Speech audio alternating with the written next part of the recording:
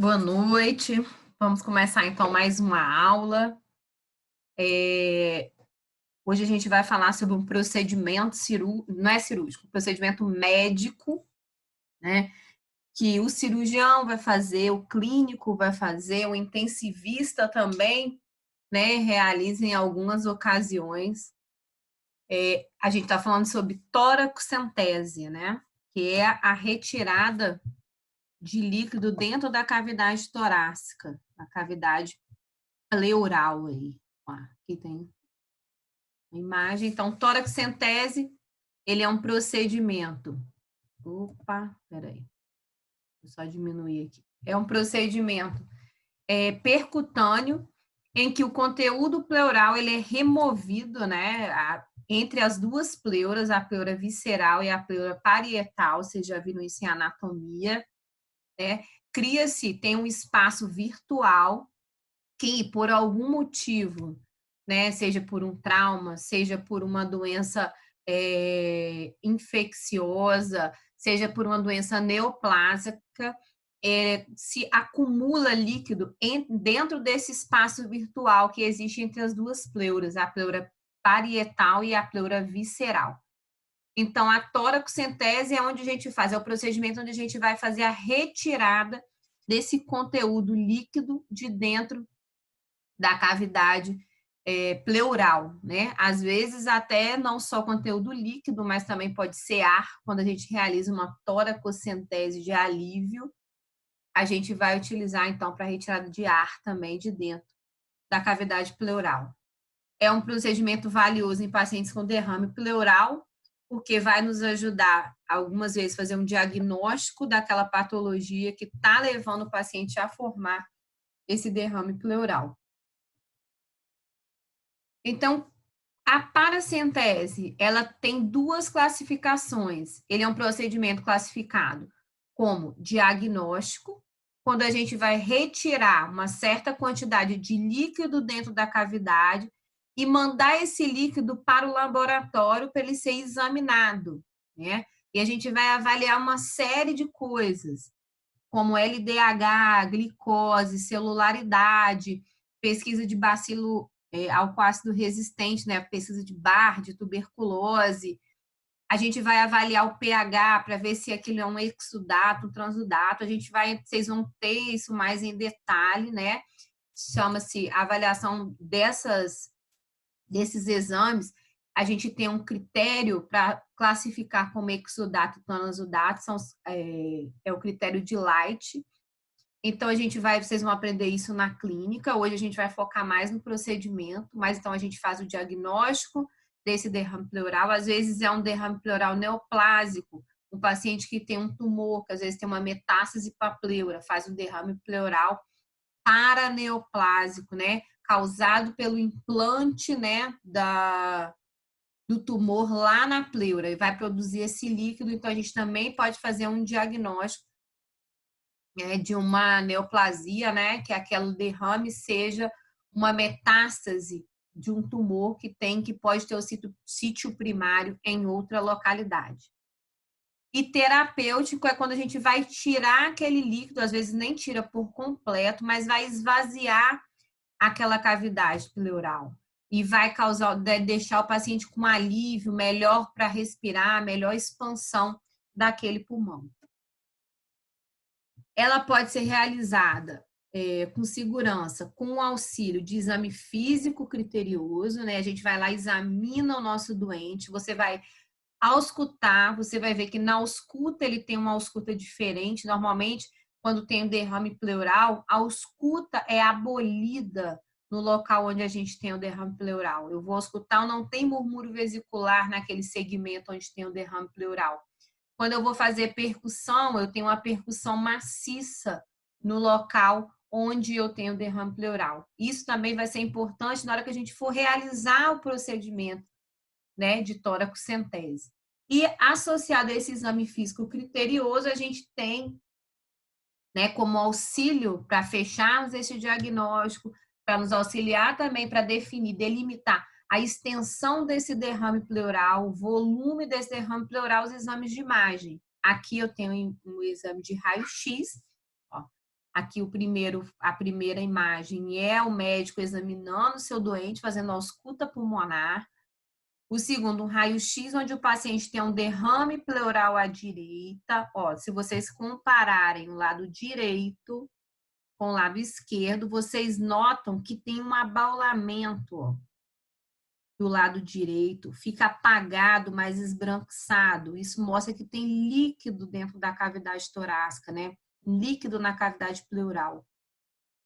Do lado esquerdo, ó, seio costofrênico está livre, ó, vai até o final. Você vê as costelas claramente até o final, lá no diafragma, né? Sem nenhum líquido dentro da cavidade do lado esquerdo. Então, do lado direito, a gente tem um derrame pleural. E na tomografia, também a gente consegue fazer, né, auxiliar, né, para fecharmos esse diagnóstico. Aqui eu tenho uma tomografia, eu tenho um derrame pleural bilateral. Ó, eu tenho a área escurecida aqui, é a janela óssea, não é a janela de parênquima, então eu vejo ar, esse preto, e esse cinza que eu tenho aqui na parte posterior, porque o paciente está deitado, do lado, tanto do lado direito como do lado esquerdo, ali eu noto a presença de um derrame pleural bilateral, sendo que o do lado direito tem um volume maior do que o do lado esquerdo. Uma forma da gente também avaliar através do raio-x o exame, uma incidência diferente. Vocês vão ter no quinto, se eu não me engano, é quinto período, né? A aula de diagnóstico por imagem, que vão falar sobre as incidências radiológicas, né? Qual que é indicada para cada procedimento, para cada patologia. E aí, uma das formas da gente avaliar um derrame pleural é através de um raio-x de decúbito lateral, que chama-se Laurel. Tá? Então, vai formar-se uma coluna líquida, as setas aqui, ó, estão apontando que aqui embaixo, que está branco e está retificado, é porque tem uma coluna de líquido aí. A gente, rotineiramente, né, uma forma cotidiana de falar, a gente fala que o líquido correu, né, aqui durante o exame de Laurel. Por que que você olha isso também, Aline? Para ver se tem líquido, se aquela opacificação que tem no raio-x anterior não é uma massa, né? Uma consolidação, às vezes uma hepatização daquele parênquima pulmonar, e para você ter certeza que é líquido. Então, o líquido correu, e também para a gente ver se aquele líquido não está loculado, não está septado, porque às vezes foi um processo infeccioso que causou e faz uma proteção ali, forma uma cápsula, e aquele derrame pleural fica septado. E a grande novidade hoje, quando a gente fala de procedimentos, é o auxílio do ultrassom para a gente realizar esse procedimento. Quando a gente falou lá na outra aula sobre acesso venoso profundo, eu já havia falado com vocês que hoje se usa muito ultrassom, né? Porque te dá mais segurança na hora da punção do acesso venoso profundo, do acesso venoso central. E na toracocentese não deixa de ser diferente. Você vai com ultrassom e vai localizar onde é que está aquele líquido, vai te guiar, né, de uma forma mais precisa onde você tem o derrame pleural e onde você pode fazer uma punção. Vantagem, maior precisão do local de escolha da punção, avalia sinais de loculação. Loculação é septação, que ele está bloqueado em algum lugar do tórax. Porque às vezes se você vai a olho nu, no raio-x você acha que ele está posterior, mas às vezes ele está mais anteriorizado, e você punciona e não tem um resultado positivo. Então, com ultrassom, você está vendo o local realmente onde está, e se ele tiver septado, você consegue entrar dentro da loja. O volume de líquido também você pode avaliar com ultrassom, o volume final que ficou após realizar a toracocentese e as complicações após o procedimento. Porque às vezes eu posso fazer uma lesão do vaso intercostal quando eu vou fazer a punção e tem um sangramento ali dentro. Então eu vou avaliar se está fazendo, aumentando o volume ali dentro do tórax, e uma das causas pode ser uma lesão do nervo intercostal. Então, ele me permite ver até algumas possíveis complicações com o procedimento. Então, aqui, ó, paciente, você passa ultrassom normalmente no dorso do doente para você localizar o local de punção, tá? Onde está o derrame e você faz guiado. Aqui tem um derrame volumoso, ó, em toda a cavidade. E aqui ele fazendo o procedimento, ó, guiado pelo ultrassom. Aqui é mais a título de ilustração, porque a gente vai falar que esse procedimento a gente vai fazer com material estéreo, luva estéreo, tudo preparadinho para realizar o procedimento. Então, após esse procedimento, a gente vai mandar, quando eu falei lá no início, que pode ser diagnóstico e terapêutico, quando for diagnóstico, a gente retira uma média de 50 a 60 ml desse líquido e manda para o laboratório, inclusive para a patologia, para a gente investigar também se não é neoplásico. Então, esse líquido vai para a análise e vai permitir diferenciar um transudato de um exudato. Ah, Aline, por que é diferente?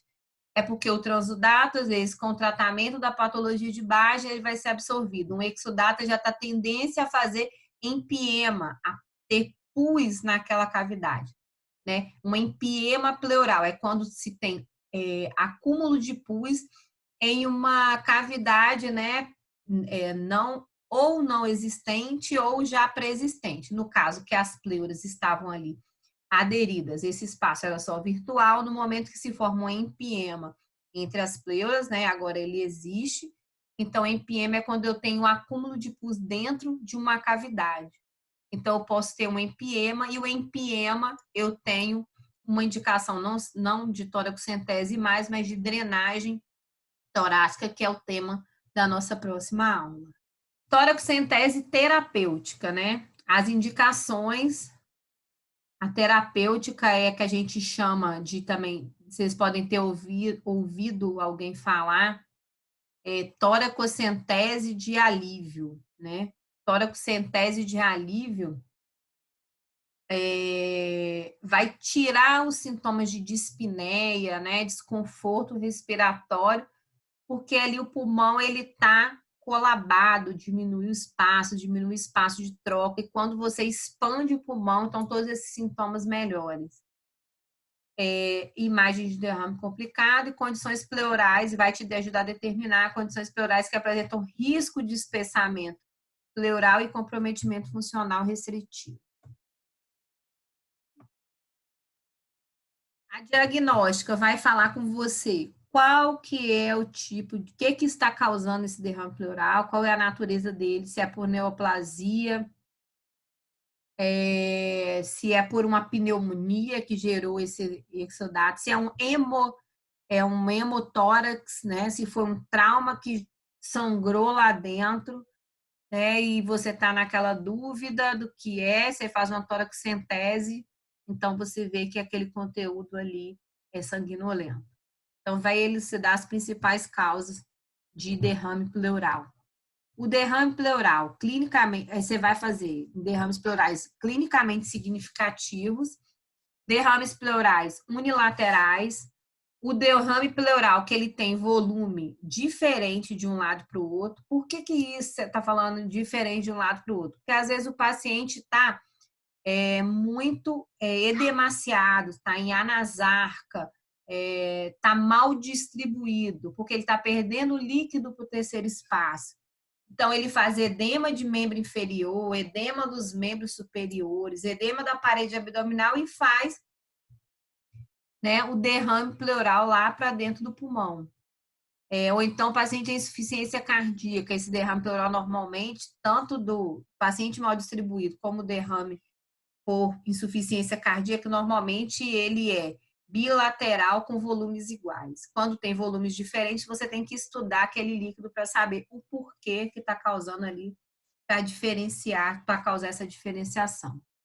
E derrames que persistem mais de 3 dias, você também tem que funcionar, porque ele pode ser um derrame pleural simples que está fazendo uma complicação e pode virar um empiema.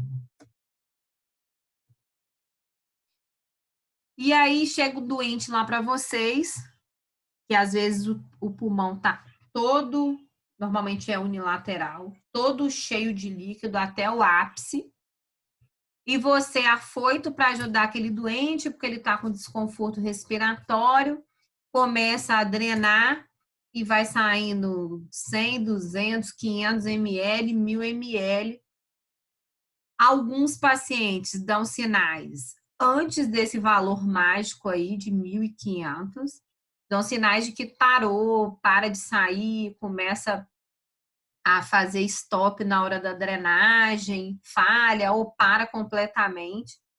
Mas quando isso não acontece, que você vai drenando e o seu paciente chega a 1.500 ml de derrame pleural, né, que foi drenado pela toracocentese, você deve parar. Porque o pulmão que estava lá, colapsado, diminuído, ele é igual um balão de aniversário murcho. Ele não tinha espaço para crescer, porque tinha líquido. Quando ele cresce, você tira o líquido, ele expande de uma forma muito rápida, muito abrupta, esse paciente pode fazer um edema pulmonar por essa reexpansão. E aí esse paciente vai queixar de tosse e muita dispneia.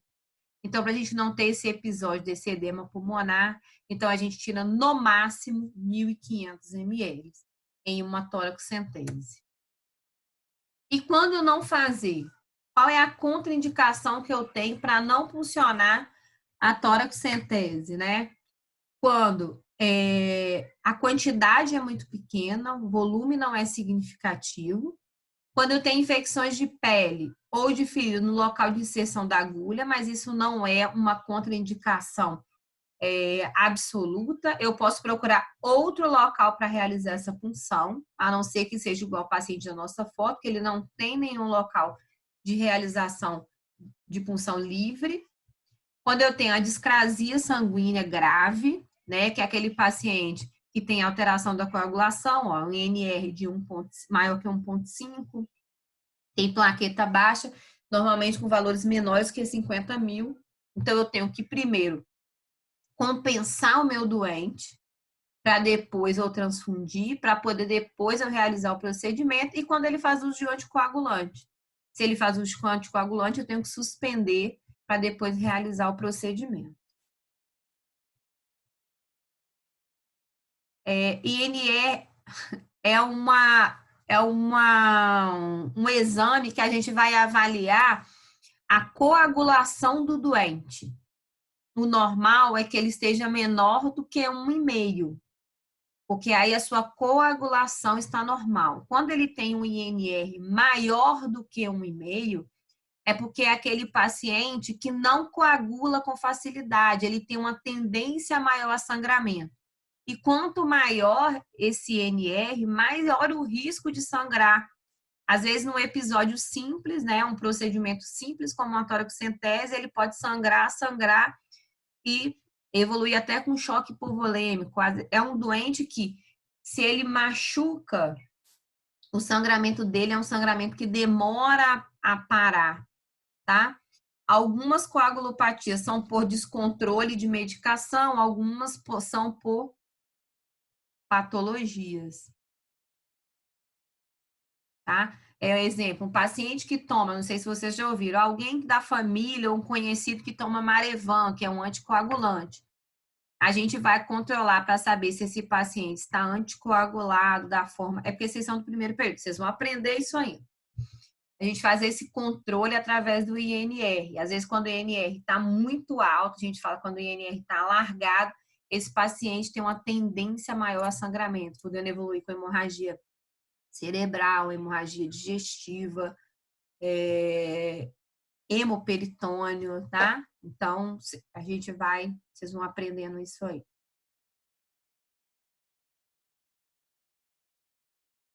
E aí a gente vai preparar esse doente. Normalmente um doente de toracocentese, normalmente é um doente ou que chegou na emergência, ou que está internado na enfermaria, que a gente vai fazer ou de alívio ou diagnóstico. Então é um paciente realmente lúcido, orientado, e a gente vai falar com ele sobre o procedimento, qual é a necessidade de realizar aquele procedimento, Da mesma forma do acesso profundo, a gente tem que ler o termo de consentimento, né, para ele, ou que ele leia o termo de consentimento, para ver o que vai ser feito, quais os riscos que ele corre durante esse procedimento, e ele tem que assinar e permitir com que a gente faça o procedimento. Depois que eu conversei com o meu paciente, que ele assinou o termo de consentimento, que eu avalio, que eu avisei por que eu faria tal procedimento, eu vou preparar o material para realizar, né, esse procedimento. Então, eu vou precisar de cuba com clorexidina desgermante, clorexidina alcoólica, seringa, porque eu vou fazer a punção, né, e vou aspirar, anestésico, gaze. Vocês vão ver na internet, né, em alguns hospitais que a gente tem válvulas T que conecta para conectar o coletor e liberar. Aqui, infelizmente, a gente não tem, mas a gente faz uso do equipo de soro, que também não é só aqui, é comum na maioria dos lugares. Uma bandeja que eu possa usar o material para limpar, né, fazer a degermação, né, passar solução alcoólica, eu vou fazer aquela técnica de asepsia. Eu vou limpar tudo, primeiro com sabão, depois com a solução alcoólica, para eu realizar aquele procedimento, que é um procedimento invasivo. E eu tenho bactérias no ambiente, bactérias da pele, para eu não levar lá para dentro do tórax do meu doente. E aí eu vou preparar o doente da forma que posicioná-lo para realizar esse procedimento, tá? Então, qual que é a melhor forma de posicionar esse doente? Ele sentado, né, à beira do leito, ou você tenha uma mesa onde ele possa apoiar os braços em um lençol ou uma almofada, né, um travesseiro, que ele tem que ficar com os braços abduzidos para facilitar a gente encontrar o local da punção e realizar a punção. Aqui é uma colega de vocês de faculdade, a Fabiana, ela está no 7º período. A Fabi acompanha a gente desde o primeiro período lá no hospital e ela realizou esse procedimento há 2 semanas atrás, lá na emergência. Então, aí a gente posicionou esse doente sentado, ó, igual tá aqui na foto, vocês estão vendo ela aqui, ele tá aqui sentadinho. Quando a gente não tem a mesa, né, para a gente fazer esse apoio, a gente pode utilizar um pedestal, onde a gente coloca o sorinho lá pendurado e o paciente fica com o braço abduzido, segurando, porque aquilo vai abrir, né, o espaço intercostal, vai tirar a escápula ali da frente para eu poder realizar a punção. Aí eu vou fazer como? Eu vou examinar o paciente de novo, faço a ausculta para eu ver até que nível eu tenho derrame, porque vai estar abolido, né, naquele espaço intercostal onde eu já tenho derrame, faço percussão para eu encontrar o local de punção e normalmente eu vou drenar 1 a 2 espaços intercostais abaixo do nível onde eu delimitei que seja o local da punção.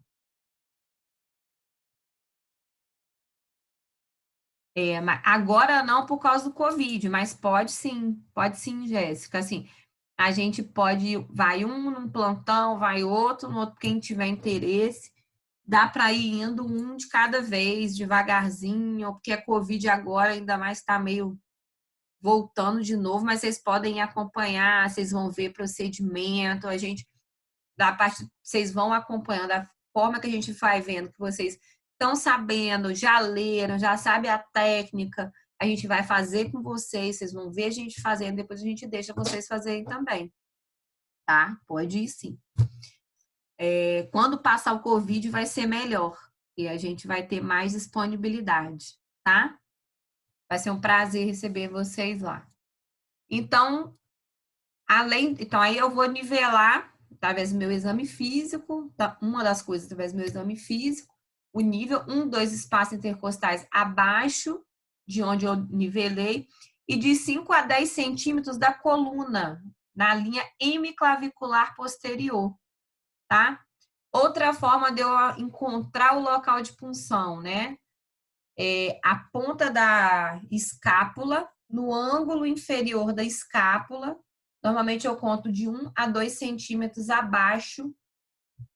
1 a 2 centímetros, não. 1 a 2 espaços intercostais abaixo do ângulo da escápula. Eu vou fazer o local da punção. Mas eu tenho que marcar isso antes, porque na hora que eu for realizar o procedimento em si, ele tem que estar com o braço abduzido, mais aberto, para ficar mais o espaço intercostal mais livre para eu poder realizar a drenagem.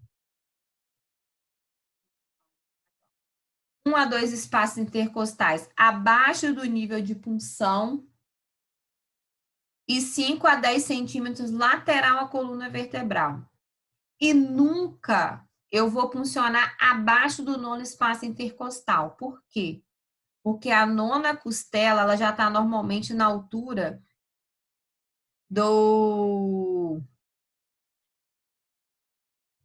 da junção tóraco-abdominal. E você entrar nesse espaço intercostal, você pode entrar dentro da cavidade abdominal.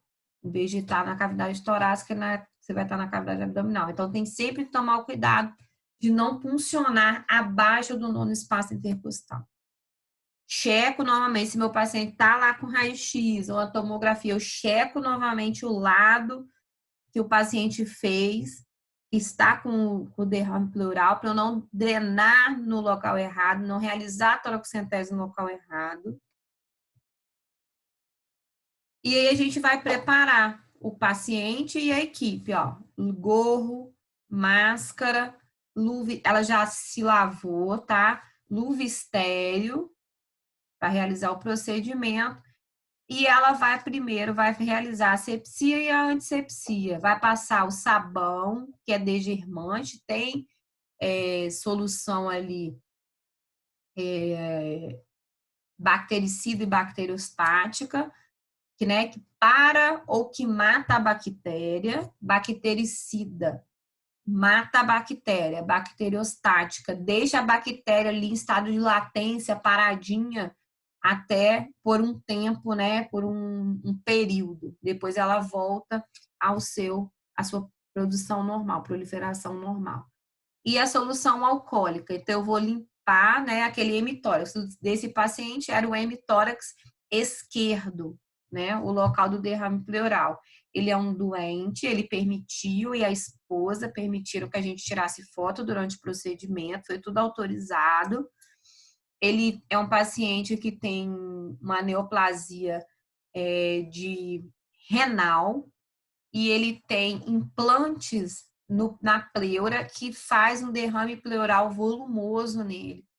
E que a gente drena e aí, poucos dias depois, ele recoleta, né? Volta a encher de líquido novamente, tá? Depois de realizado a limpeza, a gente tem que fazer a anestesia, né? No local onde a gente vai realizar a punção. Então, você faz a anestesia com lidocaína 2%. A gente já tinha delimitado o espaço intercostal. Eu vou lá, ela novamente, palpou aqui, ó, o espaço intercostal, onde ela já havia marcado, e foi com anestésico.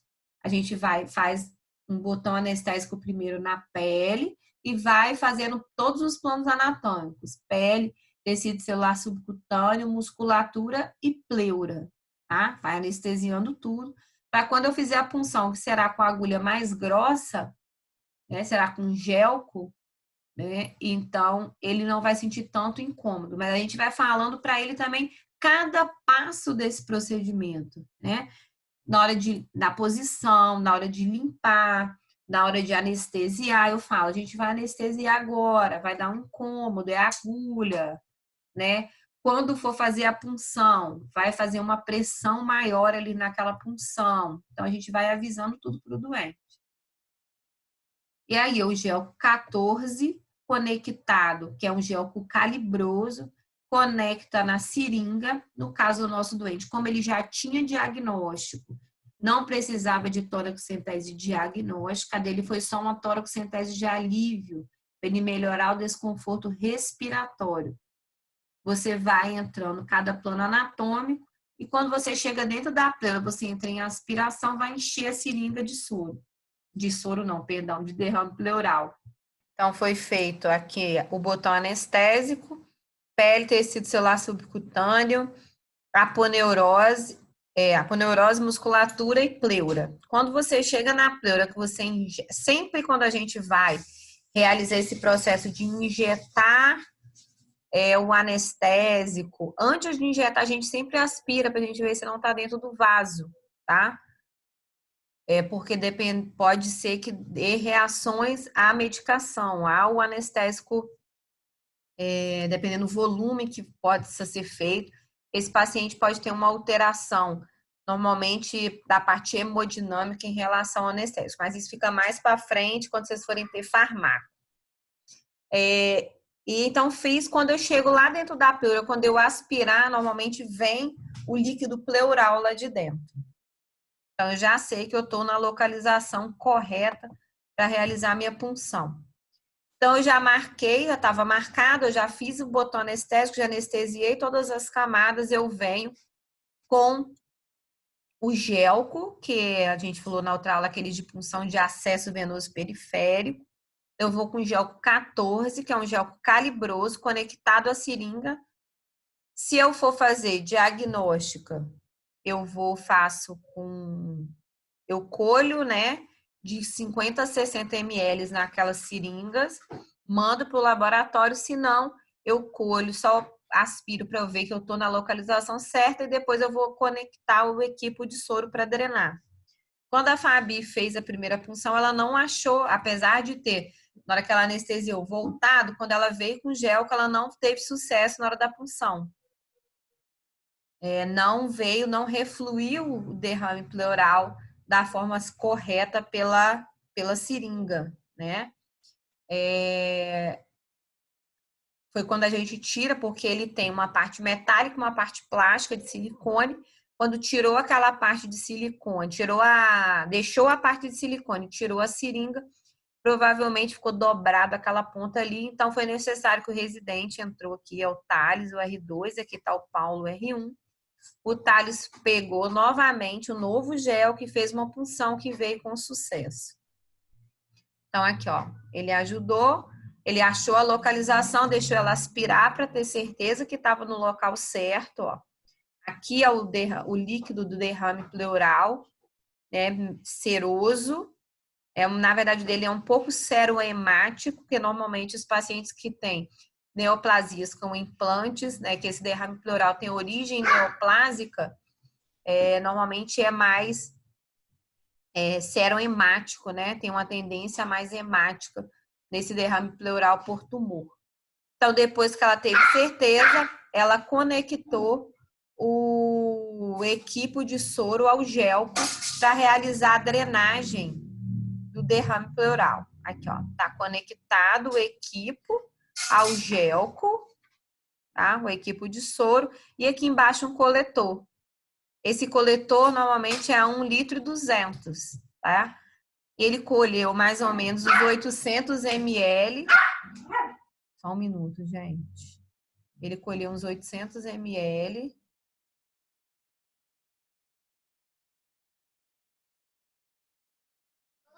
Colheu os 800 ml, só que aí parou de drenar. Ele não drenou completamente, apesar de ser volumoso. O paciente começou a tossir muito, né? E parava a drenagem, então a gente suspendeu em 800 ml essa drenagem do paciente, essa toracocentese de alívio. Mas ele imediatamente referiu melhora do desconforto respiratório e sempre a gente faz para avaliar no pós-operatório um raio-x de controle. Ele tinha um pulmão, é porque eu não tenho a imagem, porque ele trouxe do município dele, ele é de outro município e faz quimioterapia aqui. Então, ele já trouxe o raio-x do município, estava no celular, com derrame até o ápice do pulmão. Então, a gente drenou mais ou menos até terço médio. Agora, a gente consegue drenar até terço médio? Não, a gente consegue visualizar depois da drenagem até o terço médio do pulmão, mais ou menos. Então, ele foi embora sem desconforto respiratório no momento, sem sinais de reexpansão, aquela dispneia e a tosse associados pelo edema pulmonar. Não tinha nenhuma descompensação hemodinâmica, né? E aí ele foi liberado para casa com orientação de que, por conta da causa do derrame pleural dele ser neoplásico, que novamente, em algum outro momento, seria necessária uma nova toracocentese de aríndia. As complicações que podem acontecer no paciente que realiza a toracocentese é um pneumotórax, deixar entrar ar dentro da cavidade torácica, passou, mentira, peraí, tá indo mais rápido. Ar dentro da cavidade torácica, aqui ó, o pulmão colabado, você deixou ali aberto, passou, eita, tá difícil hoje.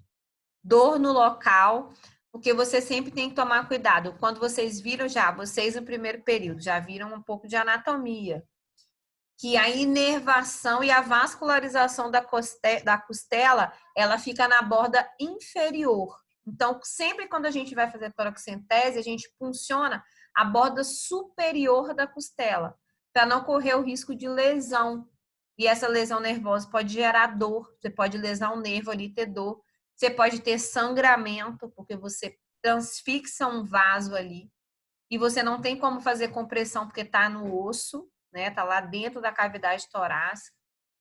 E pode ter infecção, por isso aquele cuidado de preparar o paciente, preparar o cirurgião que vai realizar, ou o clínico que vai realizar o procedimento, com luva estéreo, asepsia, antisepsia, todo o material estéreo, para você não carrear a bactéria lá para dentro da cavidade torácica. E a complicação que eu já falei é a tosse e a dispneia por edema de reexpansão. Agora sim, fazendo uma toracocentese.